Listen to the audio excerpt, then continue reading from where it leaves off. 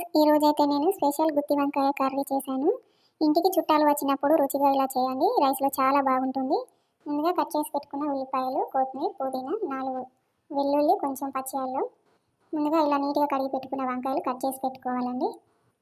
Stove వెలిగించి కడాయి పెట్టుకొని కొన్ని పల్లీలు వేయించుకోవాలండి.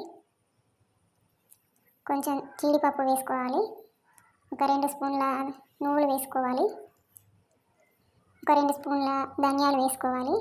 1 స్పూన్ జీలకర్ర వేసుకోవాలి. ఒక 1/2 టీ స్పూన్ సాజీర వేసుకోవాలి. ఒక దాల్చిన చెక్క వేసుకోవాలి. 2 యాలకులు వేసుకోవాలండి. 4 లవంగాలు వేసుకోవాలి. కొంచెం కరివేపాకు వేసుకోవాలి. ఒకసారి ఇలా కలుపుకోవాలి. ఒక 2 స్పూన్ల కొబ్బరి పొడి వేసుకోవాలి. ఇలా చూడండి, ఈ కలర్ వచ్చేంతసేపు వేయించుకోవాలి. ఇలా వేయించుకున్న తర్వాత మిక్సీ జార్లో తీసుకొని ఇలా మిక్సీ పట్టుకోవాలి మెత్తగా. చూడండి, నేను చూపించినట్లు ఇలా మిక్సీ పట్టుకొని ఇందులో పచ్చి అల్లం, వెల్లుల్లి వేసుకోవాలి. అలాగే ఉల్లిపాయ ముక్కలు కూడా వేసుకోవాలి. కొంచెం పుదీనా, కొంచెం కొత్తిమీర కూడా వేసుకోవాలండి. 1 స్పూన్ పసుపు వేసుకోవాలి. 1 స్పూన్ గరం మసాలా వేసుకోవాలండి. కారం వేసుకోవాలండి. నేనైతే ఒక 2 స్పూన్లు వేస్తున్నాను. 1 స్పూన్ ఉప్పు వేసుకోవాలి. ఒకసారి ఇలా మళ్ళీ మిక్సీ పట్టుకోవాలి. చూడండి, ఇలా నేను చూపించినట్లు పట్టుకోవాలి. ముందుగా కట్ చేసి పెట్టుకున్న వంకాయలకు ఇవి ఇలా పెట్టుకోవాలండి. అవి ఆ పేస్ట్ మిక్సీ పట్టుకుంది ఇలా వంకాయలకు ఇలా పెట్టుకోవాలి. ఇలా నేను చూపించినట్లు పెట్టుకోవాలండి.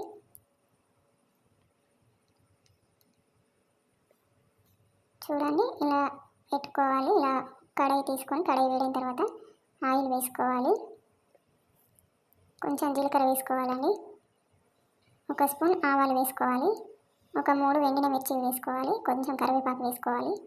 ఇలా కొంచెం ఫ్రై అయిన తర్వాత ఈ వంకాయలు తీసి ఈ నూనెలో వేపుకోవాలండి. ఒక్కొక్కటి నెమ్మదిగా వేసుకోవాలండి.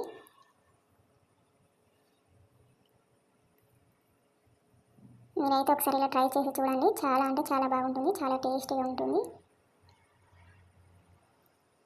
ఒకసారి ఇలా నెమ్మదిగా కలుపుకోవాలండి. కలుపుకొని మూత పెట్టుకోవాలి. ఒక 5 మినిట్స్ తర్వాత తీసి ఇలా ఒకసారి మళ్ళీ కలుపుకోవాలి. చూడండి, నెమ్మదిగా కలుపుకోవాలి. కలుపుకున్న తర్వాత మళ్ళీ ఒకసారి మూత పెట్టి ఒక 1 మినిట్ తర్వాత మళ్ళీ తీసి కలుపుకోవాలి. ఇలా నెమ్మదిగా ఫ్రై చేసుకోవాలండి. ఇలా ఫ్రై అయిన తర్వాత ఇందాక మిక్సీ పట్టుకున్న పేస్ట్ ఇందులో వేసి కలుపుకోవాలి. 1 స్పూన్ ఉప్పు వేసుకోవాలి. 1 స్పూన్ గరం మసాలా వేసుకోవాలండి. కొంచెం చింతపండు వేసుకోవాలి. ఒక చిన్న గ్లాసు వాటర్ పోసుకోవాలి. ఒకసారి ఇలా మంచిగా కలుపుకోవాలండి. కలిపి మూత పెట్టుకోవాలి. మళ్ళీ మూత తీసి ఒకసారి కలుపుకోవాలండి.